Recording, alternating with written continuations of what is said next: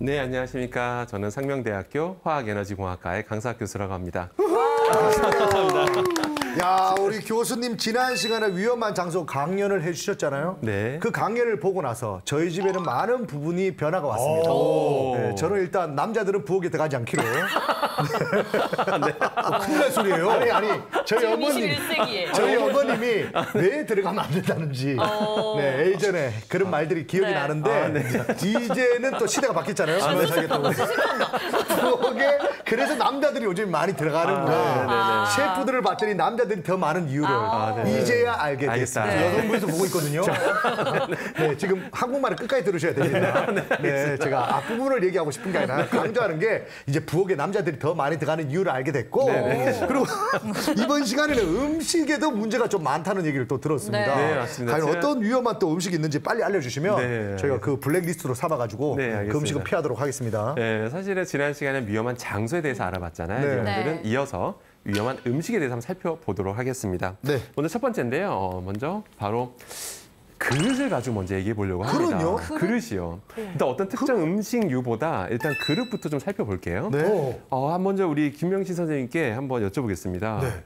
이거 짬뽕 좋아하십니까? 너무 좋아하죠. 너무 좋아요. 너무 좋아하시고 이런 우리 박건 선생님 이런 우동 그릇 이거 이런 우동 좋아하십니까? 저 그릇에 먹으면 더 맛있어요. 너무 맛있죠. 저거는 딱 저 휴게소 우동 아니에요? 맞습니다. 휴게소 우동 유명하죠. 네, 근데 사실 또 집집마다 아마 이제 맨 오른쪽에 나와 있는 이런 플라스틱 그릇 갖고 계신 경우 되게 많습니다. 일부러도 사서 먹거든요. 맞습니다. 그 분식집 그릇 중에 초록색에 하얀색 전박이. 네, 맞습니다. 네, 맞습니다. 맞아요. 맞습니다. 아주 우리 어린 시절부터 레트로 많이 썼던 거죠. 감성으로. 네. 저게 너무 좋은 이유가 뭐냐면 일단 집어 던져도 잘 안 깨집니다. 맞아. 자리 아니라 아예 어디에 던져도 네, 안 안 깨집니다. 깨져. 네. 그리고 너무 가벼워요. 맞아. 간단한데 가벼워요. 네. 그러니까 정말 이런 식당에서 또 가정집에서 네. 너무나 많이 널리 쓰이는 플라스틱 그릇. 좀 더 정확히 말씀드리면 멜라민이라고 하는 플라스틱입니다. 멜라민 플라스틱인데요. 저희는 이제 멜라민 수지 그릇이라고도 말을 합니다. 이건 또 색깔도 입히기도 좋아서 보시는 것도 다양한 색깔의 이런 그릇으로도 만들 수가 있죠. 네. 그러다 보니까 우리가 뭐 짬뽕을 배달시켜 먹든 어떤 우동을 배달시켜 먹든 아니면 식당 가서 먹으면 우리가 자주 접할 수가 있는데 네. 문제는 이 플라스틱을 어떻게 만드는지 한번 살펴보도록 하겠습니다. 네. 보시는 것처럼 아니, 화학 구조는 모르셔도 되고요. 네. 화학 시간이 아니기 때문에. 근데 멜라민이라는 화학 물질이 있고요. 그다음에 충격적인 단어가 나옵니다. 우리 동훈 선생님 포름알데히드 1군 발암물질이라고 했다. 발암물질. 예, 이거랑 세집 증후군에 맞습니다. 중요한. 맞습니다. 저 포름알데히드랑 네. 멜라민이라는 화학 물질을 화학 반응시키면 네. 멜라민 아까 말한 수지라고 하는 플라스틱으로 짜잔하고 변실해 버립니다. 어머. 그러니까 한마디로 포름알데히드로 만드는 게 저 플라스틱 그릇이에요. 네. 자, 그러면 어떤 일이 벌어지냐면요. 아니, 포름알데히드 만들었지만 저게 다 사라졌으면 문제가 없지 않냐 이렇게 생각할 수 있잖아요. 그러면 다행인데 그렇지가 않다라는 거예요. 이게 둘이 화학 반응을 해도요. 반응 안 하고 남아있는 건 있을 수밖에 없습니다. 그러니까 잔류하는 게 있을 수밖에 없어요. 이 상황에서 우리 박건 선생님, 네. 여기서 뜨거운 걸 담으면 네. 어떤 일이 벌어질까요? 거기서 이제 또 화학작용들이 일어나죠. 뜨거운 거 담으면 잔류하고 있는 게 나올 수 있을까 없을까요? 나올 수 나올 있어요. 가능성이 있죠? 예. 그럼 하나 더 질문 더 드려보겠어요, 박건 선생님. 예. 이게 오랜 시간 지나면 이 플라스틱 흠집이 많이 생기겠죠? 네. 흠집 많이 생기면 표면적이 늘어나죠? 예. 그러면 더 많은 양이 나올까요? 적게 나올까요? 더 많이. 더 많은 양이 나오죠. 바로 그겁니다. 네. 바로 그겁니다. 그래서 제가 오버하는 게 아니고요. 식약처 공식 입장문을 보면요. 뭐라고 되어 있냐면 저런 멜라민 그릇들은 오래 사용해서 흠집이 많이 생기면 버려라. 라고 공식 입장문으로 버려야 나왔습니다. 되는구나. 근데 일반인들이 우리가 좀 몰라요. 왜 모르냐면 시학처에서도 이렇게 막 강하게 막 보도하게 된 게 아니다 보니까 일반인분들 아직도 많이 모르시는 거죠. 자, 여기서 질문. 교수님. 그러면 저 멜라민 수지 그릇에 그냥 뜨겁지 않고 차가운 음식은 많이 놔둬도 되나요? 괜찮습니다. 네, 다만 그렇구나. 근데 그것도 오래 사용하다 보면 흠집들이 많이 생기겠죠. 그러면 찬물이라 하더라도 별로 권하고 싶지는 않습니다. 그래서 가장 좋은 건 첫 번째, 일단 집에 저걸 갖고 계신다면 네. 일단은 흠집이 많이 생긴다면 버릴 것. 그러니까 바로 교체하라는 뜻입니다. 네. 그러니까 환경을 생각해서 내가 이거를 정말 무덤까지 가져가겠다. 그러니까 그렇게 생각하시지 마시고, 그냥 요즘 환경 생각하셔서 오래 쓰신 거 많거든요. 네. 그런데도 불구하고 저 플라스틱은 오래 쓰지 마시고 적정 시기 되면 교체 쓰시는 게 교체해라. 좋고요. 그러니까 뜨거운 건 갑자기 안 담는 게 좋습니다. 그리고 그럼 저런 거 먹지 말라는 뜻은 아닙니다. 네. 저런 짬뽕 같은 것도 특히 저게 밀봉에서 오잖아요. 네. 밀봉에서 오면 더 열이 더 뭐 많이 용출될 가능성이 있거든요. 네. 그렇기 때문에 그냥 가서 드시는 게 좋다. 이렇게 저는 좀 말씀드리고 싶고 좀 규정도 좀 바뀌었으면 좋겠어요. 저런 중국 음식점에서 이게 뭐 규정이 없다 보니까 오랫동안 쓴단 말이거든요. 네. 그러니까 좀 어느 정도 되면 교체할 것 이런 좀 규정이 좀 마련돼야 될 것 같습니다. 노쇠 그릇 뭐 그런 데 넣어야 되는 거 아닙니까? 그래서 사실 가장 좋은 거는 네. 진짜 딱 유리라든지 네. 스테인레스, 그다음에 자기 그릇 있죠. 자기. 자기. 대신 무거워요. 그건 막 깨지면 네. 안 좋긴 하지만 네. 자기 그릇이랑 그다음에 다시 스테인레스, 그다음에 유리 이 세 가지가 가장 안전하긴 합니다. 근데 다만 이제 그런 것들이 뭐 외관상으로도 그렇고 또 무겁고 또 깨지면 좀 안 좋다든지. 네. 그래서 그러니까요. 이런 식당에서 안 쓰려고 그래요. 그래서 대만 여러분 가정 집에서만이라도 네. 좀 이런 주의사항을 좀 지키시기를 좀 당부드리겠습니다. 네. 그래서- 규정을 좀 강화해야 되겠다는 생각이 드는 게 맞습니다. 제가 맛집 영상이라고 요리하는 영상을 본 적이 있는데 그 채반을 파란색 그 네. 플라스틱 채반을 뜨거운 물에 이렇게 국수를 중국집 삶아서 같은데 이렇게. 헹구더라고요. 그거 안 된다고 했잖아. 그러면은 네, 진짜 그 환경 호르몬이 엄청 나올 것 같다. 사실은 그 네. 채가 PP, 폴리올레핀이라고 저희는 부르는데 네. 그런 폴리올레핀 플라스틱 같은 경우는 방금 그런 행위만으로 환경 호르몬이 나오고 그러진 않습니다. 아, 그래요? 그런데 오히려 근데 그런 것들이 되게 오래 썼잖아요. 네. 그러다 보면 그런 과정에서 계속 뭐가 조각이 떨어져 나오는데 그걸 우리는 미세 플라스틱이라고 부릅니다. 그러니까 그게 좋은 건 아니죠, 사실. 선생님 그럼 하나만 더 덧붙이자면요. 저런 뜨거운 국물을 그래도 요즘에 이제 의식이 있다 보니까 저런데 막 용기에 담지 말라 그래가지고 면 따로 국물을 비닐봉지에 담았어요. 네네네. 그것도 안 좋을 것 이것도 안 좋을 거 아닌가요? 비닐봉지나. 저 비닐봉지가 더 뜨거운 거 담으면 네네. 더 많이 새 나올 것 같은데. 좋은 질문이신데요. 옛날만 해도 옛날이라면 한 10년 전만 해도 네. 일반 비닐이 PVC 비닐을 많이 썼었어요. 네. PVC. 네, PVC 비닐. 근데 사실 그건 진짜 안 좋은 거 맞아요. 네. 오. 실제 PVC는 안 좋은 거 맞습니다. 무슨 얘기냐면 그냥은 괜찮은데 뜨거운 걸 담으면 PVC 내에 존재하는 가소제라는 게 있거든요. 네. 부드럽게 해주는. 네. 그런 가소제 중에 안 좋은 것들이 좀 많습니다. 네. 친환경 가소제라 불리는 것조차도 요새는 그 관련된 독성 결과들이 막 나오고 있거든요. 그래서 PVC에다 뜨거운 물 붓는 건 안 좋은데 네. 다행히도 우리 대한민국은 이제 PVC 비닐을 사실 일상적으로 잘 안 씁니다. 이제 안 그러다 써요? 보니까 요새는 폴리올레핀 계열의 비닐을 많이 쓰긴 해요. 네. 그래서 뜨거운 거 부었을 때 환경 호르몬 같은 게 나오는 건 아닙니다. 그래요? 다행이네. 환경 호르몬은 아닙니다. 미세 플라스틱이 환경 호르몬은 아닙니다. 위험한 거지만 네. 환경 호르몬은 좀 다른 얘기거든요. 환경 호르몬은 우리 몸에 들어왔을 때 네. 잘 안 빠지면서 호르몬처럼 작용한다는 게 환경 호르몬이거든요. 아, 네. 근데 미세 플라스틱은 그건 아닙니다. 네. 근데 그런 비닐류에 폴리올레핀을 하더라도 뜨거운 물을 붓는 거는 역시 바람직한 건 아니죠. 그러니까 미세 플라스틱 용출 측면에서 봐도 그게 좋은 건 뜨거운 아닙니다. 음식 같은 거는 시켜 먹으면 안 되겠네요. 어쨌든. 그래서 저는 그래서 환경을 생각해서라도 한 번 배달시키면 용기 플라스틱 용기 엄청 너무 많이 오잖아요. 나와요. 아마 하시면서 다 죄책감 한 번쯤 느껴보셨을 네, 겁니다. 예, 그죠? 예. 그래서 저는 항상 말씀드리는 게 그냥 가서 드셔라.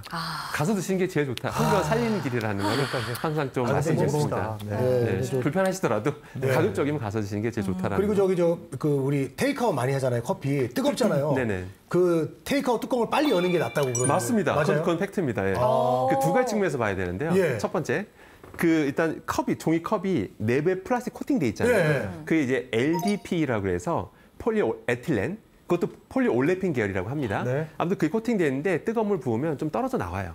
예, 그래서 바로 벗기거든요, 저는. 예, 그래서 너무 이게 뚜껑이 덮여 있으면 더 잘 좀 떨어져 나올 가능성이 높거든요. 그래서 바로 벗기는 게 좋긴 하고요. 그다음 그 뚜껑 있죠. 뚜껑이 PS, 폴리스타이렌이라고 불리우는 플라스틱인데요. 근데 이게 뜨거운 증기에 계속 닿으면 그러니까. 잔류하고 있는 어떤 스타이렌 성분이 좀 용출될 수가 있긴 해요. 그래서 가급적이면 바로 벗기시는 게 그래. 좋긴 합니다, 사실은. 네. 근데 그 뚜껑째 막 그 구멍으로 먹잖아, 사람들. 네, 이게 좋은 건 아니다, 사실은. 일단 뜨거운 것도 먹으면 안 돼요. 얼주가 가야 되네요. 얼을 주고 그냥 아이스 아메리카노 가야 됩니다. 우리 얼주가로 갑니다. 이제 우리 얼주가예요. 우리 얼주 갑니다. 네, 그래서 뜨거운 거 절대 안 얼주가가 제일 먹습니다. 바람직하다는 거를 교훈을 저도 얻게 되네요. 알겠어요. 좋은 방송이네. 얼주가로 가야 됩니다. 네, 그럼 그 다음 거 하도록 하겠습니다. 네. 이제 통조림 캔에 대해서 통조림. 한번 살펴보도록 하겠습니다. 통조림 캔. 저 참치 엄청 네, 좋아하는데. 근데 사실 일단 이걸 딱 보여드리면 난 많은 분들이 이러세요. 저는 통조림 캔 안 먹어요? 막 이런 질문 많이 하세요. 네. 저는 안 삽니다. 그런데 많이 놀라세요. 왜 놀라냐면 자녀를 키우는 분들 네. 예전에 막 검사해 보면 요즘 초등학생들한테서 검사를 해보면 아까 환경 호르몬 BPA라고 하는 농도들이 제법 나옵니다. 오. 그럼 다들 놀랐어요. 아니 우리 애한테서 왜 비스페놀 A가 나오는 거야? 급식인가요? 네, 맞습니다. 그러니까 통조림이라고 하는 거는 캔이라는 거는 네. 우리가 피하려고 피할 수 있는 게 아닙니다. 네. 여러분들이 식당에서 음식을 주문해 드셔도 네. 통조림 캔에 담아서 원재료 맞아요. 오는 경우도 많고요. 그렇죠, 원재료로. 우리 급식에서도 네. 당연히 식용유말도 아시잖아요. 이게 큰 네. 드럼통 같은 데다가 네. 담아서 오는. 그러니까 저걸 완전히 피하면서 사는 건 사실은 좀 불가능하지. 불가능하긴 합니다. 그래서 요거에 대해서 한번 차근차근 살펴보겠습니다. 자, 살펴보면 근데 일단 이런 소문이 있어요. 끓이면 유해 물질이 사라지던데요. 그래요? 네, 그러니까 통조림 뭐 안 좋은 게 있다긴 하지만 그거 그냥 뭐 우리가 예를 들어서 뭐 참치캔이라면 뭐 팔팔 끓여서 김치찌개 먹을 때 딱 끓여 먹으면 유해 물질 다 사라져요.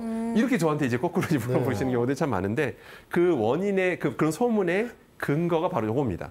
화학 구조는 저렇게 생겼고요. 퓨란이라고 불리우는 저런 화학 물질인데 날아가는 거 네. 아닌가요? 제법 뚜껑만 닦아도 이제 좀 있으면 날아가잖아요.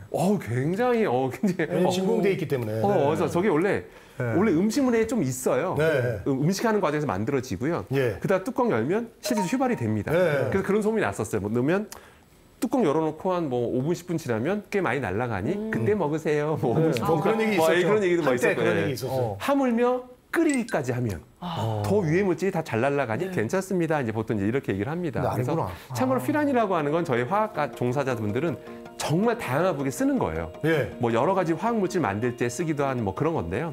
근데 이제 이게 막 여러 가지 뭐 몸에 우리 지속적으로 노출되면 동물의 암도 유발한다라고 하고 뭐 신장에 뭐 손상된다라고 해서 많이 이제 관리하고 있는 그런 화학 물질이다 보시면 되는데요. 자, 그러면 일단 왜 음식에서 나오느냐? 그 이유가 뭐냐면 이 당이라고 하는 그거와 참고로 포도당이 쭉 연결되어 있는 게 녹말이거든요. 그러니까 아무튼 녹말 성분이든 아미노산 성분이 같이 있을 때 이것이 높은 온도에서 가열하게 되면 조리하는 과정에서 퓨란이라는 게 만들어져요. 근데 퓨란이라고 하는 거 여기 보시는 것처럼 인체 발암 가능 물질 그룹 2B. 그러니까 국제암 연구소에 따르면 이제 2B군으로. 그러니까 그나마 좀 암 관련해서는 상대적으로 좀 낮은 등급이긴 합니다. 그래도 인체 발암 가능 물질. 그러니까 동물 실험해 보면 항상 나오는 건 아닌데 가끔씩 이런 좀 발암성이 좀 확인되는 그런 것들이거든요. 자, 그런데 이거는 그래서 아까 말한 그 소문이 틀린 건 아니에요. 그러니까 끓이면 날아간다는 말 자체는 틀린 소문은 아니다. 그래서 그러니까 다들 통조림 캔 음식은 마음껏 먹어도 돼. 이제 이렇게 생각하실 수가 있어요. 근데 좀 우리 이제 또 다른 측면에서 살펴봐야 된다는 겁니다. 그러니까 퓨란만 보면 안 된다는 거예요. 자, 그럼 우리 이동욱 선생님한테 한번 여쭤보겠습니다. 여기 상식이 알고 계시기 너무 많으시거든요. 통조림 캔이 있으면 이게 단순히 금속 재질이라면 음식을 담으면 부식해. 또 맞습니다. 산화가 되죠. 네, 맞아요. 부식돼서 떨어져 나오니까 음식물이 손상돼요. 그럼 당연히 내부에 뭔가 코팅해야 되겠죠. 코팅 안 한 제품은 없습니다. 다 뭔가 코팅을 하거든요. 가장 많이 쓰는 코팅 소재가 바로 에폭시 수지라고 하는 게 가장 많이 쓰는 코팅 소재라고 보시면 저 됩니다. 아파트 지하 주차장 바닥도 자꾸 맞습니다. 에폭시 수지가 페인트에도 써요. 다 써요. 여기저기 다 막 써. 페인트 발라져 있잖아요. 되게 많이 나. 정말 우리. 근데 에폭시 수지를 만들 때 원료가 중요한데요. 그 원료가 바로 비스페놀 A. 비스페놀 A라고 하는 바로 이겁니다. 한 번쯤 들어보셨을 거예요. 페놀은 많이 들어봤어요. 네, 비스페놀 A 줄여서 BPA라고 합니다. 이게 바로 대표적인 환경 호르몬입니다. BPA 저 문제야, 저. 문제입니다. 실제 우리 몸에 들어오면 잘 안 빠져요. 진짜 호르몬처럼 작동을 합니다. 그러면서 뭐 여러 가지 암을 일으킨다는 연구 결과도 있고 너무 많아요. 연구 결과들이. 역사 좀 오래됐거든요. 그래서 최대한 저 노출 안 되는 게 좋습니다. 실제 그래서 뭐 이런 거 많이 노출되면 뭐 초경이 빨라지는 얘기도 있고요. 실제 요즘 초등학생들 여학생만 봐도 초경이 좀 빨라지고 있습니다. 실제로. 그렇기 때문에 심각한 거라 볼 수가 있고요. 그래서 결론은 그럼 중요한 게 있습니다. 자, 그러면 이 BPA로 에폭시즈를 만들다 보니까 우리 김영희 선생님, 이렇게 기름진 거나 산성 물질이 담겨져 있다면 이 잔류하고 있는 BPA가 서서히 용출될까요, 안 될까요? 될 것 같아요. 서서히 용출됩니다. 실제 제가 오버하는 게 아니고요. 실제 어떤 연구진이 실험도 해봤습니다. 그래요? 그냥 마트 가서 통조림 캔 제품을 막 수거해서 실험해봤더니 그 당시에 80% 이상에서 BPA가 검출이 됐었습니다. 밀양이나마 다들 검출이 됐었던 거예요. 이게 현실입니다. 스팸을 그렇게 먹는데. 나는 참치 엄청 국물까지 마시는. 그래서 스팸 어떡할 거냐. 그래서 근데 가끔 이러기도 해요. 어떤 회사는 우리 BPA 안 씁니다. BPA로 안 만듭니다. 이렇게 광고하는 회사도 있어요.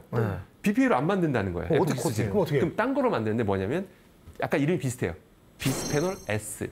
BPS 뭐 이런 걸로 만들어요. 다른 걸로 만들기도 합니다. 그래서 그런 걸로 만들면서 우리는 BPA 안 씁니다. 거짓말한 건 아니죠. 그런데 BPS조차도 최근에 연구 결과도 이제 막 나오기 시작하는 거예요. 이제 나온가도 역시 그것도 몸에 들어왔을 때 여러 가지 동물 결과를 보면 안 좋다라는 게 계속 밝혀지고 있습니다. 아유 참. 그럼 그러면 제가 이 방송을 통해서 통조림 캔 회사들을 다 망하게 하려고 나온 건 아니고요. 사실 통조림 캔이라고 하는 건 되게 소중한 기술입니다. 만약에 여러분들 질문 한번 던져볼게요. 우리 동료 선생님한테. 네. 이상의 만약에 제가 대통령이어서 네. 이상의 우리나라 대한민국은 통조림 캔 다 없앱시다. 네. 만약 그러면 어떤 일이 벌어질까요? 한번 질문 던져볼게요. 유통 쪽으로 난리가 났죠. 오랫동안 보관할 수 없으니까. 맞습니다. 네. 저게 없다면요. 다 냉장 보관해줘요. 냉장 농동 보관. 맞아요. 그 비용이 어마어마합니다. 정말 어마어마합니다. 안 맞아요. 그래도 우리나라 통조림 없으면 안 전기 부족한 나라인데 저 냉장 냉장하는데 전기를 다 넣어야 어마어마해서 돼. 이 통조림이 없었으면은 우리 전쟁도 못했어요. 맞습니다. 예. 정확히 알고 계시네요. 예. 뭐 이렇게 전쟁할 때 보면 예전에 묻어놨던 통조림 까가지고 먹었는데. 맞습니다. 막 그대로다. 맞습니다. 비스킷 사실 커피 이제 막 하고. 전쟁 전투 신장으로 개발이 된 거예요. 원래 사실은. 통조림. 정확히 알고 계세요. 옛날 저게 나폴레옹 때 나폴레옹 전쟁 광이었죠. 전쟁 많이 했잖아요. 그렇죠. 전쟁만 하다 보면 항상 문제가 음식이었어요. 음식이 썩으니까. 그래서 오래 보관할 수 있는 걸 개발해봐. 해가지고 시작했던 거예요, 사실. 그래서 통조림이 나온 겁니다. 저것 때문에 우리가 정말 물가 안정화에 기여하고 있는 소중한 기술이에요. 맞아. 기술은 대단한 정말 거예요. 대단한 기술이에요, 정말 대단한 기술. 이거 잘 안 썩어요, 실제로. 잘 안 썩습니다. 안 썩죠. 안 고기 썩어요. 빼버리니까. 네. 네. 자, 그러면 어떻게 하는 게 현명한 거냐라고 따져봤을 때 제가 이제 팁을 알려드리겠습니다. 네. 먼저 첫 번째, 국물은 드시지 마십시오. 와, 나 국물을 마시는데. 국물, 네. 참치국물 왜 먹어? 네, 참치 그 기름이잖아요. 그거 먹으면 안 돼. 그거를 너무 맛있어가지고 그 김치찌개 할 때 그 국물 아이고. 네, 이제 하지 마십시오. 저는 정말 말씀드리는데 후르츠 국물 안 되나요? 갑자기 저는 드시지 마시라고 말씀드립니다. 건더기만 드십시오. 후르츠 칵테일 국물. 네, 그거 맛있죠. 너무 맛있어요. 네, 근데 제가 만약에 제 여동생이시라면 저는 절대 하지 말라고 하겠어요. 어쩐지 제가 몸이 아픈 게 다 국물. 제 국물 안 드시는 게 좋습니다. 골라서 다 정말입니다. 먹었는데. 아까 네, 말씀드렸죠. 지금부터 이동엽의 수명을 제가 체크해 볼게요. 앞으로. 아니, 이제 얼마나 살지 모릅니다. 60에 한 번, 70에 한 번 연락드릴게요. 80살에 한 번 연락드릴게요. 가끔 어떤 회사에서 국물째 드십시오. 우리 곡물은 카놀라유유, 몸에 좋은 기름을 쓰니까 드십시오라고 하지만 그러지 마십시오. 왜냐하면 진짜 먹으면 저런 안 되겠다, 측면에서 이제. 보면 저는 안전하다 말할 수가 야, 없어요. 오늘 진짜 잘 왔다. 첫 번째고 알겠습니다. 두 번째는 제품을 딱 구매하실 때 겉면을 보면 유통기한이 나와 있어요. 네. 유통기한이 있는데 유통기한 보시면 보통 유통기한이 회사마다 다르지만 보통 2, 3년이라고 봐야 되거든요. 2, 3년. 어떻게 보면 길어요. 어떤 데 4, 5년도 되는데 근데 딱 봤는데 유통기한이 1년밖에 안 남았어요. 그러면 사지 마십시오. 유통기한 1년이면 꽤 많이 남았다 생각할 수 있거든요. 1년이면 괜찮잖아요. 그러니까 만드는 지 가까울수록 좋은 거예요? 그렇습니다. 이게 사실은 음식이 노출되자마자 가까울수록 좋대. 네, 음식이 노출되자마자 저런 환경오염이 나오는 게 아니에요. 오래 걸리니까. 오해하시면 안 돼요. 서서히 조금씩 빠져나오는 거기 때문에 제조된 지 얼마 안 된 거. 그러니까 유통기한이 많이 남은 거 있죠. 근데 유통기한이 1년밖에 안 남았다. 그래서 막 할인한다. 막 50% 할인 안 엄청 돼요. 쓰면 홈치킨 엄청 싸. 엄청 쓰면 이런 건. 예, 그리고 갑자기 선물 들어오면 한번 의심해 보셔야 됩니다. 갑자기 유통기한 얼마 안 남은 게 선물 들어오셨으면 동엽아 싸다고 참치캔 먹지 마. 그래서 꽁치캔 먹어요. 그래서 꽁치캔 더 싸요. 그래서 유통기가 뭐라고? 네, 유통기한 유통기한 보셔야 안 됩니다. 맞네. 그래서 유통기한 보시면서 구매하신다면 저런 노출로부터 최소화할 수 있습니다. 그거 되게 중요한 국물하고 꿀팁이니까 유통기한을 꼭 기억해 주시길 좋은 바라겠습니다. 방법 아유, 정말 감사합니다. 꿀팁입니다. 꿀팁. 예, 피할 수는 없지만 최소화할 수는 있습니다. 모든 위험성은 노출량과 노출 횟수에 역시 우리 비례한다는 교수님. 거 역시 꼭 최연소 기억하셔야 교수야. 됩니다. 예, 그래서 보시면 다시 한번 점검해 보면 BPA 절대 우습게 보시면 안 됩니다. 들어왔을 때 보세요. 테스토스테론 호르몬 감소하죠. 성조숙증, 전립선 비대. 요즘 전립선 비대 심각한 거 다 아시죠? 남성분들. 너무 심합니다. 생식기 영양, 정자수 감소 영향을 준다고 이미 명확히 밝혀져 있습니다. 그래서 전 세계적으로 관리하는 거고요. 우리나라만 오버하는 거 절대 아닙니다. 큰일 났네. 그러니까 여러분들 항상 조심하시기를 당부드리겠습니다. 그래서 기름진 거, 산성 높은 거, 열 가하거나 기름, 산성, 열. 예, 열 이런 거는 더 많이 용출되니까 좀 조심하실 필요가 있다. 저 예. 캠핑 영상 최근에 본 거 중에 골뱅이 통조림을 통째로 가열해서 먹는 영상을 땡초 넣어가지고. 네, 땡초 넣어서 그거 절대 하시면 안 됩니다. 진짜 위험한 정말, 일이네요. 그게 당장 맛있을 수는 있으나만 편리하죠. 근데 네. 절대 하시면 안 그 됩니다. 통조림 째로 막 그 가요. 열을 가하기도 일부러 먹기 편하죠. 바로 그러니까 그 갬성이거든요, 그거. 갬성이지만 갬성. 갬성과 수명을 좀 바꾸는 거라고 보시면 돼요. 여러분들은 보기만 봤지 저는 실제로 먹어요 그거를. 아, 어떡해. 나는 국물 통조림? 맛이지. 그 대호가 먹긴 한데 얼마 안 남은 것 같아요. 진짜 형님. 근데 우리가 어느 통조림 회사도 거기다 열 가해서 먹으라고는 아무도 안 합니다. 그래, 그건 왜 그렇게 해? 네, 어느 회사도. 예. 그러니까 이 갬성은 좀 이제 좀 자제하실 필요가 있어요. 선배님 그래서 애견남이신 거 아니에요? 요즘 테토남, 애견남 그게 그런 뭐예요? 뭐죠? 그 테스토스테론이 넘치는 남성적인 남자랑 그게 없어지니까. 그 애견남이신 거죠. 그래요? 에스트로겐 에스트로겐. 네. 어쩐지 축하드려요. 오늘부터 수다가 많은 이유가 있으니까 얘기하시는 거구나. 말 많은 이유가 있었네. 그렇습니다. 네. 와, 아무튼 그런 거 좀 큰일 났네, 조심하실 이거. 필요가 있고요. 네. 그 그다음 또 다른 이제 유해한 화학 물질 좀 살펴볼 건데요. 네. 약간 화학 구조가 조금 뭐 예사롭지 않은데요. 이거 사실 화학 구조는 전혀 기억하실 필요는 없고요. 벌꿀 같은 벌꿀. 약자만 좀 기억하시면 좋을 것 같습니다. 예. PAH라고 하는 게 있습니다. 뭐 풀네임도 모르셔도 됩니다. 저건 다환 방향족 탄화수소. 너무 다환 방향족 탄화수. 말이 좀 어렵죠? 네. 잊어버리시고요. 네. PAH라는 것만 오. 생각하시면 되는데 이 PAH라는 화학 물질은 한 가지를 지칭하는 게 아닙니다. 그 뭐요? 보시는 것처럼 제가 이 예시 든 것도 일부예요. 수많은 것들이 있다. 그중에 그런 것도 통칭해서 PAH라고 부른다 정도만 우리 구독자님, 아니 구독자님이랑 시청자분들 기억해 주시기 바라겠습니다. 아니, 저거 하도 근데- 유튜버만. 이거 유튜브로도 유튜브도 되죠. 되니까 되죠. 좋아요. 근데 저 모양은 벌꿀 팔 때 저. 약간 뭐 그런 얼굴이야. 약간 친숙하죠. 네. 근데 한 번쯤 이제 요거는 아마 보셨을 수 있어요. 요거는 이게 그 유명한 벤조피렌이라고 하는 거예요. 벤조피렌 알지? 벤조피렌을 한 번쯤 들어보셨을 거예요. 네. 벤조. 네, 이게 발암 물질로 유명하거든요. 일군 발암 물질. 알겠습니다. 구독할게요. 네. 네, 담배표도 막 나오고 막 이런 건데 이거에 대해서 좀 살펴보도록 하겠습니다. 최근 논문 가지고 좀 말씀드려보려고 그래요. 2025년 여기 보시면 3월 여기 마르치라고 나오죠, 마르치. 그래서 3월입니다, 3월. 네, 새로운 메커니즘. 3월이면 근데 이게 되게 저명 학술지입니다. 네. 사실 학술지라고 저널이라는 게 내면 다 받아주는데 사실 있긴 있는데 내기 되게 어려운 저널도 굉장히 많거든요. 네. 되게 어려운 저널이고 센세이션이 저명 학술지에 나온 걸 가지고 한번 말씀드려 보겠습니다. 네. 이 연구 충격적인 결과가 나왔어요. 저 PAH라는 거에 많이 노출되면 노출될수록 노화 지표가 증가하더라. 좀 더 정확하게 지표. 텔로미어 길이가 단축되더라. 저게 단축될수록 노화가 빨리 지는 빨리 거죠, 여러분들. 늘는다, 네, 이거. 되게 안- 가속노화. 맞습니다. 요즘 네. 막 저속노화 유행이잖아요. 네. 정확하게 여기 실험적으로 증명한 게 보시면 DNA 손상을 유도하더라. 그리고 세포 노화를 유도하더라. 세포 노화. 그러니까 한마디로 빨리 늙는 지름길이라는 거죠. 그러니까 PAH에 많이 노출될수록 여러분들은 수명이 단축되는 겁니다. 그러니까 피할 수는 없어요. 다만 노출을 최소화하는 것만 중요하다고 기억하시면 됩니다. 네. 자, 그래서입니다. 자, 그럼 다시 여기 보시면 그럼 저런 게 언제 나오느냐?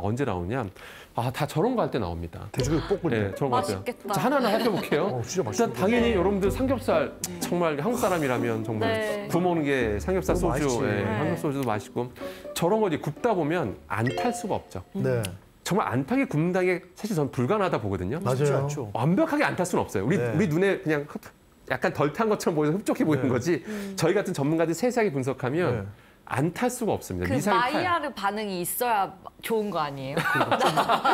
아니에요? 아니 근데 무조건 타게 됩니다. 네. 타야 네. 좀 맛있게. 네, 타면 더 맛있죠. 네. 또 이 바삭한 식감도 줘요. 그러니까 맛있잖아요. 또 씹는 맛. 네. 그런데 사실은 PAH를 많이 먹게 되는 겁니다. 나 가끔 이제 오늘 이런 처음 분들이 먹네. 계세요. 어떤 분들은 아니 저런 뭐 벤조피렌 같은 거. 네. 벤조피렌 뭐 아무리 많이 먹어도 암까지 걸리려면 뭐 엄청 저 뭐 한 틀은 먹어야 된다고. 이만큼 먹어야 돼 이렇게 네. 얘기하시는데 그거는 정말 벤조피렌 하나만 놓고 얘기하는 겁니다. 제가 아까 말씀드렸다시피 PAH는 한 가지를 벤조피렌만 의미하는 게 아닙니다. 수많은 걸 의미한다겠죠. 네. 저렇게 굽는 과정에서 타는 과정에서 수많은 pH들이 만들어집니다. 벤조피렌만 만들어지는 게 아니라는 거예요. 종합적으로 만들어져요. 종합적으로 들이먹게 되면 그런 복합 독성이라고 하는데 저희는 복합 독성 아직 충분히 연구조차 안 됐습니다. 그러니까 벤조피렌 하나만 가지고 동물한테 왕창 먹인 거 가지고 이 정도까지는 괜찮네 이렇게 함부로 말해서 안 되는 거거든요. 그래서 실제로 저렇게 고온에서 고온에서 막 굽는 거 있죠. 굽게 되면 미세하게 타는 게 발생할 수밖에 없고 그러면 pH를 먹게 되고요. 먹는 것뿐만 아니라 그 앞에서 요리하신 분들은 김명희 선생님 어떻게 될까요? 연기. 그렇죠. 연기약, 유증기약이 같이 날아가면서 그거를 요리하시는 분들은 다 들이마시게 됩니다. 담배 연기 들이마시는 거랑 비슷하다고 보셔도 돼요. 담배 연기 안 좋다는 거 다 들어보셨잖아요. 네. 담배도 안 좋지만 피는 사람도 안 좋지만 연기 맞는 사람도 안 좋잖아요. 그게 저래서 그런 거예요. 저런 게 들어가면 기관지에서 못 거르고 바로 폐로 갑니다. 폐에서 폐로 그냥 직행한다라고 보시면 너무 돼요. 속상한 게 가족을 위해서 요리하는 건데 그게 이렇게 안 좋다고 안 좋은 하니까 거죠. 좀 되게 속상해요. 예, 그래서 저게 당장 뭐 암까지는 안 간다 하더라도 아까 보셨잖아요. 노화와 관련돼 있다는 거예요. 그래서 제가 지난 시간에 말씀드렸다시피 오키나 장수분들 예를 들었는데요.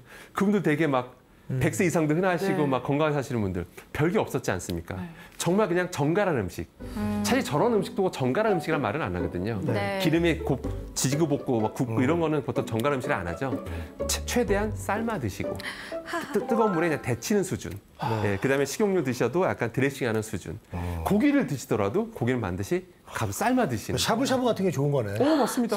맞습니다. 샤브샤브. 네, 이거 요리하신 분은 우리 가족들이 먹는 것도 안 좋지만 요리하신 분들은 들이마신다라는 거 꼭 기억하셔야겠습니다. 그래서 정갈한 음식과 정갈한 거? 최대한 저 또 나왔네요. 네, 삶아 드시는 거 좋습니다. 이게 굉장히 샤브샤브 먹는 게 낫네요. 네, 진짜. 이게 사실 여기에 모든 답이 다 들어가 있습니다. 교수님이 좋아하는 음식을 자꾸 갖고 오는 것 같아요. 근데 사실 저도 저런 것만 먹고 살면 사회생활하기 좀 어렵습니다. 솔직히 말씀드릴게요. 다만 아니까 어디 가서도 같이 다 같이 먹으러 가서도 그러게. 줄이려고 노력을 하게 되는 거죠. 그래서 저는 항상 말씀드리는 게 좀 뭐 이런 거 위주로 드시되 좀 뭐 너무 아까 말한 위험하다고 하는 것들은 좀 적게 먹으려고 노력하시는 게 가장 바람직하다. 그렇게 보시면 되겠습니다. 고등학교 동창들 오랜만에 만나는데 자 오늘 저 시금치 먹자. 자 오늘 샐러드 먹어. 네, 지금 먹자. 동창회인데 그럴 수 없잖아. 그 중에 또 물에 빠진 고기 안 먹는다는 친구들이 있어요. 다 달라. 다 식성이. 네, 맞습니다. 그래가지고 큰일 났네, 네, 큰일 났어. 그렇습니다. 그다음에 이제 그다음 주제로 한번 가보도록 하겠는데요. 예전에 어떤 기사가 나왔던 적이 있었어요. 전기밥솥 그런 거. 당시 이게 꽤 인기 있었던 기사로 알고 있는데요. 전기밥솥, 뭐 유해금속 관련된 기사였는데 그냥 기사 제목 그대로 바꿔봤는데요. 뭐 귀찮다고 전기밥솥 내솥에 쌀 담아 씻었다간 중금속 꿀꺽. 저거 저렇게 저 쌀 담아 씻는데? 뭐 그래서 거기다 보통 다 뭐 그런 씻잖아요. 기사가 나왔어요. 여기다 꿀꺽한 사람들 아니야? 꿀꺽했어, 다 꿀꺽했어. 중금속. 네네. 그래서 정확히 좀 말씀드리면, 예. 그냥 그 당시에 이제 뭐 이 기사에서는 알루미늄만 좀 얘기를 했었는데, 기사에서는 사실 알루미늄 자체는 중금속은 아닙니다. 네. 근데 다만 알루미늄이 이제 많이 들어오게 되면 정상인들은 일반 건강하신 분들은 보통 이게 신장을 통해 잘 배출이 돼요. 네. 근데 이제 서서히 신장 기능이 서서히 떨어지잖아요, 나이가 되면. 네. 그러면 우리가 알루미늄 성분이 들어왔을 때 조금씩 남다 보니까 그런 것들이 여러 가지 문제 일으킬 수 있다라는 연구 결과들이 계속 나오고 있었던 거예요. 그래서 결론은 그래서 뭐 이것 제가 그래서 한번 정리해서 말씀드리면 일단 스테인리스 내솥이라면 오늘 집에 가서 확인해 보셔야 됩니다. 네. 스테인리스 내솥인지 일단 보시면 큰일 났네. 일단 스테인리스 내솥이라면 일단 크게 걱정 안 하셔도 됩니다. 스테인리스 저기서 무슨 스테인리스. 쌀 씻었다고 뭐 쌀 해 드신다고 위험한 거 나오거나 그런 거 없습니다. 바꿔야 되겠다, 걱정 안 하셔도 되고요. 돈 다만 들더라도. 스테인리스가 뜻이 뭐죠? 스테인리스. 스테인리스. 우리 동엽선 스테인리스가 뜻이 뭐죠? 녹이 안 쓴다. 잘 안 쓴다죠. 네. 근데 이게 많은 분들 오해하세요. 영원히 안 쓴다고 생각을 하세요. 네, 그런 건 아닙니다. 아니에요? 네, 영원히 안 쓰는 거 아니고. 원인 건 없어. 네, 영원한 건 이제 없죠. 네. 그래서 되게 철학적인 메시지가 있는 영원한 건 방송이네. 그래서 그 보면 오랜 동안 사용하다 보면 미세하게 붉은색이 보일 수도 있어요. 오래 사용하다 보면. 그러니까 관리 잘 못하면 또 그럴 수 있어요. 잔여물들이 남아 있거나 네. 그러면 또 이게 산성 음식들이 잔여물들이 남아 있다 보면 미세하게 부식을 일으킵니다. 네. 그럼 부식되다 보면 미세하게 붉은 점들이 보일 수가 있어요. 네. 그땐 미련 없이 교체하셔야 그래야 됩니다. 되네. 절대 이걸 내가 또 뭐 닦으려고 하지 마시고 그냥 교체하십시오. 그 연마제 같은 걸로 닦아도 안 되나요? 사실은 그 연마제 얘기는 좀 다른 얘기인데요. 네. 그 질문부터 답변 드리면 스테인리스라는 게 처음에 이제 갈아서 나와요. 몇 개 부드럽게 만들기 위해서. 근데 연마제로 가는데 연마제가 되게 그 탄화규소라고 해서 그걸로 가는데 그게 사실 가루도 좀 묻어 있어요. 근데 묻어 있다 보니까 처음에는 이렇게 식용유로 닦아보면 막 시커멓게 묻어 나오거든요. 근데 그 연마제라 몸에 좋지는 않습니다. 뭐 독성도 충분히 연구가 안 됐고요. 그래서 그거만 안 나올 때까지 계속 닦으셔야 된다. 아무튼 근데 그렇게 다 닦은 상태에도 네. 시간 지나면 스테인리스라는 건 부식될 수 있다라는 거 기억하셔야 됩니다. 근데 붉은색이 보이는지를 적어도 1년 지났으면 가끔씩 보세요. 그냥 영원하겠지 생각하시면 안 되고 부식되면 미련 없이 밥솥 회사들은 저거를 다 따로 별도로 팝니다. 인터넷으로 쉽게 구매되니까요. 내 손만 따로. 내 손만 따로 구매하시면 됩니다. 부식되면 어떤 일이 벌어지냐면 니켈이나 크로미움 같은 것들이 용출될 수 있어요. 그럼 그거를 우리 아이가 먹는 거거든요. 우리 진짜 가족이. 우리 앞에 지금 밥솥 다 그게 우리 몸에 신경계통이 안 좋다고 알려져 있고요. 몸에 안 좋습니다. 그래서 그거 조심하셔야 되고요. 그래 밥솥이 다 막 흠집 나 있더라고. 네. 그 바꾸자고 하셨는데. 네, 그렇죠. 그 밥을 제가 먹어요 맨날. 자기들은 냄비밥 해가 먹고. 거기도 거기도 스테인리스 내솥을 바꾸세요. 네, 봐봐요. 직접 주문하시는 게 좋습니다. 직접 저를 주문하세요. 위해서 바꿔야 네, 되는 직접 거예요. 바꾸시는 게 내 소수로 해야 된다고요? 그러니까 전기밥솥 자체를 바꾸실 필요는 없고 네. 내 손만 안에, 바꾸시면 안에 거, 안에 거 드는 거. 네, 이게 소모품으로 보통 따로 판매를 합니다. 무쇠는 안 되고. 무쇠도 뭐 괜찮긴 무쇠솥. 한데, 그것도 괜찮습니다. 그런데 이게 보면 요즘 코팅된 것도 여전히 많이 팔아요. 다 벗겨졌던데. 그렇죠. 이제 벗겨지는 어떤 일이 벌어지냐면 이제 두 가지 봐야 되는데요. 만약에 원래 이게 알루미늄 기반으로 코팅돼 있을 수도 있어요. 네. 그러면 벗겨지면 어떻게 되죠? 알루미늄이 노출되는 거죠. 그러면 그 상태에서 뭐 혹시라도 알루미늄 성분이 서서히 용출될 수도 있거든요. 그러니까 그런 건 코팅 벗겨지면 버리는 게 좋고요. 스테인리스 기반이라면 3년 코팅이 벗겨져도 근데 스테인리스 자체는 아까 괜찮다고 했잖아요. 그거 자체는 괜찮아요. 다만 역시 스테인리스 기반이라면 역시 부식 여부는 1년 지나면 체크를 하셔야 됩니다. 그래서 그냥 깔끔하게 코팅이 좀 이렇게 막 벗겨진 게 눈에 띄면 교체하시는 게 가장 좋습니다. 네. 근데 또 이런 질문도 하세요.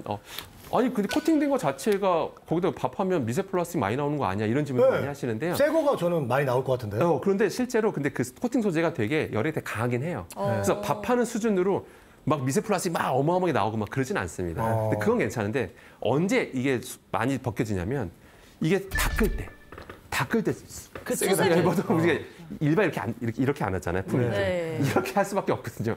그런 과정에서 많이 이게 약해져요. 그러면서 서서히 벗겨지는 게 많기 때문에 물로만 헹궈도 되나요?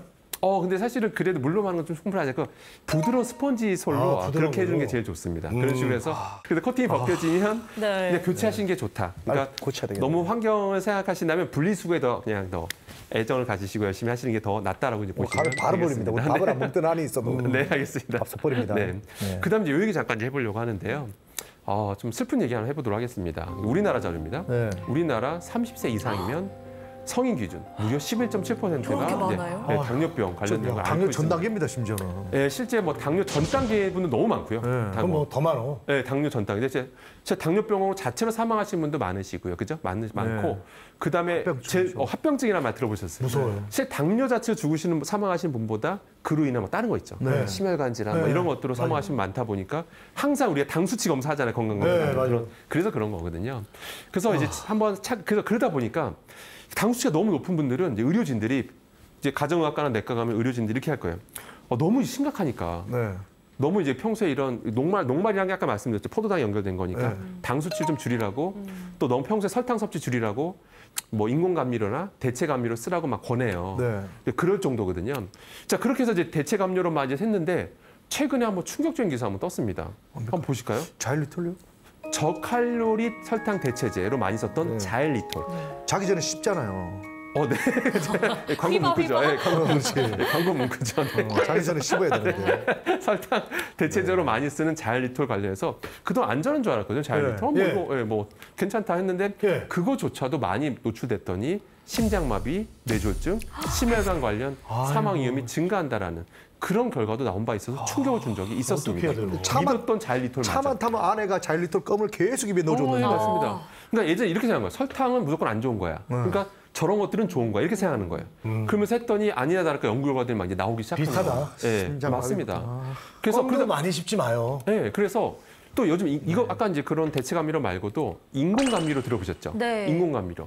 뭐 역사가 오래됐습니다. 아스파탐이라는 것도 있고요. 뭐 사카린도 있고요. 네, 정말 많습니다. 또 요새 유행하는 게 바로 저겁니다. 아세설팜 칼륨이라고 하는 저것도 인공 감미료로 굉장히 많이 쓰이고 있습니다. 인공 감미료 말고도 단맛만 내고 우리 몸에서 분해가 잘 안 되고 그러니까 칼로리 잘 안 잡히고 막 이런 거거든요. 자, 그런데 실제 어디 많이 쓰이냐면 뭐 제품명을 말씀드리긴 좀 그렇습니다만 약간 이런 제로 어디 무슨 제로 뭐 이런 것들에 이제 많이 쓰이고 있다라고 보시면 됩니다. 무슨 제로. 자, 그래서 한번 최근 자료 한번 갖고 와봤습니다. 보시는 것처럼 2024년 9월에 작년 9월에 나온 독성 결과 자료 가지고 기반으로 보면 저는 굉장히 최신 자료입니다. 저 관련된 아세솔팜 칼륨은 괜찮겠거니? 라고 많은 이들이 생각하고 제품화도 됐었잖아요. 간단히 요약해서 말씀드리면 이것도 저명학 술지입니다. 내기 굉장히 어렵고요. 그래서 간단히 말씀드리면 동물 실험을 해봤어요. 마우스 제브라피쉬. 참고로 제브라피쉬 같은 경우는 인간하고 유전적 성질이 굉장히 비슷한 게 많아서 물고기 아니에요? 맞습니다. 제브라피쉬도 실험 많이 해요. 그래서 했더니 아세솔팜 칼륨은 그렇게 안전한 줄 알았는데 장내 대식세포에 축적되더라. 그래서 장 점액 분비를 억제하더라. 결과적으로 염증성 장질환을 유발하더라. 제로콜라. 네, 저런 거 유발하다. 이런 결과가 나온 거예요. 야, 건강 챙기려고 했는 거예요. 인공 감미료 뭐 괜찮을 줄 알았는데 저런 결과도 이제 계속돼서 나오고 있더라 이거죠. 이게 현실입니다. 자, 그럼에도 불구하고 여러분들이 오늘 기사 검색해 보세요. 그러면 항상 나오는 자료 이겁니다. 맞아요. 항상 나오는 얘기입니다. 그러니까 이거 지금도 인공 감미료는 두 파로 나눠져 있어요. 괜찮다는 분, 위험하다는 분 이렇게 나눠져 있는데요. 한번 살펴볼게요. 괜찮다는 주장을 한번 제가 정리해봤습니다. 미국 FDA를 말한 걸 기반으로 주장을 하세요. 그분들은 뭐냐면 많이 먹어서 괜찮은 게 어딨냐. 당연히 많이 먹으면 안 좋지. 이러면서 권고 용량이 있으니 권고 용량만 지키면 괜찮다. 제품별로 또는 인공 감미료별로 권장 섭취량 이런 게 있으니 그것만 지키면 된다. 그 권장 섭취량 기준으로 따져보니까 어떻습니까, 여러분들? 수크랄로스라고 하는 그런 인공감미료는 결론부터 말씀드리면 캔 음료 있죠. 355ml 캔 음료 하루에 18캔은 먹어야 된다. 그래 위험하다. 아스파탐 같은 경우는 몇 캔이죠? 41캔을 먹어야 여러분 암만 콜라 중독자라 하더라도 하루에 40개 먹는 분은 없어요. 주변에 없을 그걸 겁니다. 먹으면 죽을 것 같은데. 맞아요. 저거 먹고 배 터질 것 같긴 한데. 자, 못해요. 네, 못해 불가능하죠. 그러니까 많이 먹어봤자 3-4캔인데 괜찮다라는 주장은 다 저걸 근거로 하고 있습니다. 그럼 위험하다고 하는 근거들은 어떤 근거냐면 네. 자 결론부터 말씀드려볼게요. 예. 저런 이제 뭐 스크랄로스냐 아스파탐 이런 독성료가 다 나오고 있잖아요. 네. 그런데 저런 안전하다고 말하는 사람들의 근거는 뭐냐면 단일 독성으로 얘기하고 있어요. 네. 그러니까 동물한테 아까 말 아스파탐을 왕창 먹여봐요. 네. 이 상태부터 위험하잖아. 이 정도 그러면 양을 정해요. 이 정도까지 괜찮구나. 근데 사람이라는 게 하나만 먹나요? 안 먹죠. 종합적으로 들어오잖아요. 복합 독성 연구가 충분히 안 돼 있습니다. 그렇기 때문에 실제로 충분히 연구된 게 아니라는 걸 꼭 명심하실 필요는 있고요. 그다음 두 번째가 뭐냐면 저도 제 주변에 제로 음료 좋아하는 사람 정말 많습니다. 네. 안 그래도 제 주변에 저는 대학교에 있다 보니까 학생들이 수업시간에 이렇게 음료수 마시면 수업하잖아요. 그 먹는 음료수를 보면 저런 거 정말 많았어요. 제로 음료 정말 많고요. 네, 정말 많은데 제 주변에 정말 그렇게 많지만 그 제로 음료 먹었다고 해서 식습관 좋은 사람을 본 적이 없습니다. 저는 한 번도 못 봤습니다. 저런 걸 즐겨 먹을수록 항상 우리 뇌는 기억하고 있어요. 그걸 보상 시스템이라고 하는데 그 단맛을 기억하죠.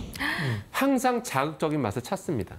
저런 것에 입맛에 길들여진 사람은 뇌가 기억하고 있기 때문에 계속 자극적인 맛을 찾게 돼 있어요. 그러니까 몸이 좋을까 안 좋을까요? 안 좋죠. 좋지 않다는 거죠.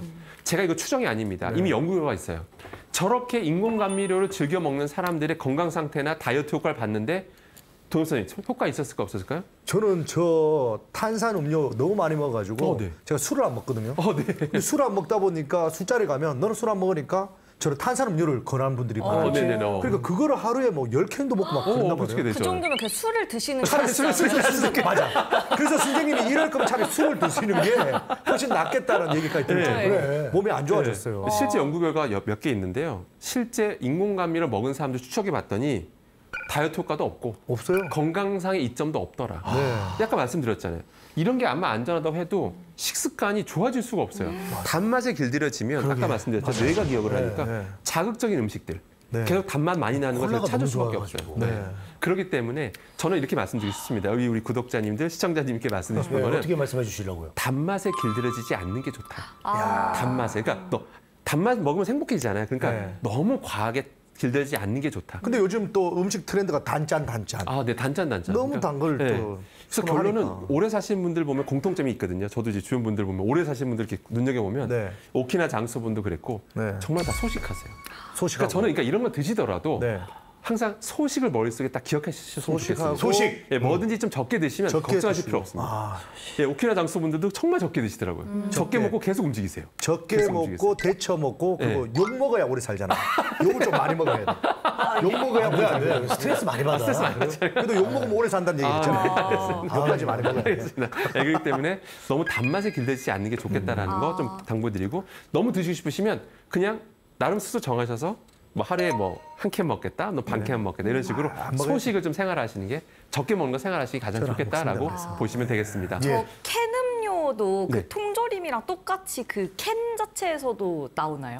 굉장히 좋은 질문이시네요. 탁 가면 뭐가 탁 올라오잖아. 네, 저 이제 역시 내부 코팅제 쓰잖아요. 네. 미량이지만 좀 나오는 건 맞습니다. 미량이 역시. 역시 미량이지만. 아니, 그래서 우리가 사실 들은 병음료가 더 좋긴 해요. 효과가. 그래서 우리가 들은 얘기가 이제 뭐 1년에 뭐 신용카드 한 장을 먹는다라고 하더라고요. 그거 맞는 미세 말이에요? 플라스틱. 미세 플라스틱 말씀드리면요. 사실 미세 플라스틱 정말 많이 먹습니다. 많이 먹게 되고요. 근데 저희가 안 먹어도 물고기들이 엄청 먹는 걸 먹잖아요. 정확히 또. 보셨어요. 네. 그러니까 우리가 나는 플라스틱 안 사용해라고 말씀하시는 분도 계세요. 네. 그런데도 불구하고 우리가 먹는 것들이 네, 먹는 것 자체가 특히 수산물들이 네. 미세 플라스틱이 많이 오염돼 있기 때문에 그러니까요. 그걸 먹는 것 자체가 미세 플라스틱 먹는 거고요. 아이고. 그러니까 완전 피하면 살 수는 없습니다, 솔직히. 네. 그런데 하지만 줄일 수는 있습니다. 뭐 어떻게? 그래서 다음 주제에는 우리 다음 시간에는 예. 미세 플라스틱 관련된 얘기를 한번 자세히 다뤄보려고 합니다. 오. 그래서 그때 역시. 아주 미세 플라스틱 피하는 법을 아주 상세히 알려드리도록 하겠습니다. 아, 좋아요.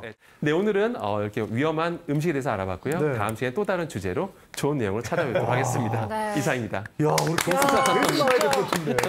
감사합니다. 네. 건강지킴이네. 강연 들으면서 저희처럼 놀라신 분들 굉장히 많으셨을 것 맞아요. 같은데요.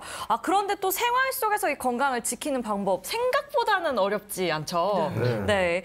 쌀은 스텐볼에 이렇게 네. 씻어서 먹고 통조림도 좀 열어서 기다렸다가 먹고 뭐하든지. 네, 설탕 대체제는 너무 먹지 않는 게 웬만하면 안 먹는 걸로? 가장 좋을 것 같습니다. 그 방법들 오늘 바로 실천하셔서 생활 속에서 건강 한번 지켜보시길 바라겠고요. 저희는 다음 시간에 강상욱 교수님과 다시 찾아뵙도록 하겠습니다. 저희는 다음 시간에 또 만나요.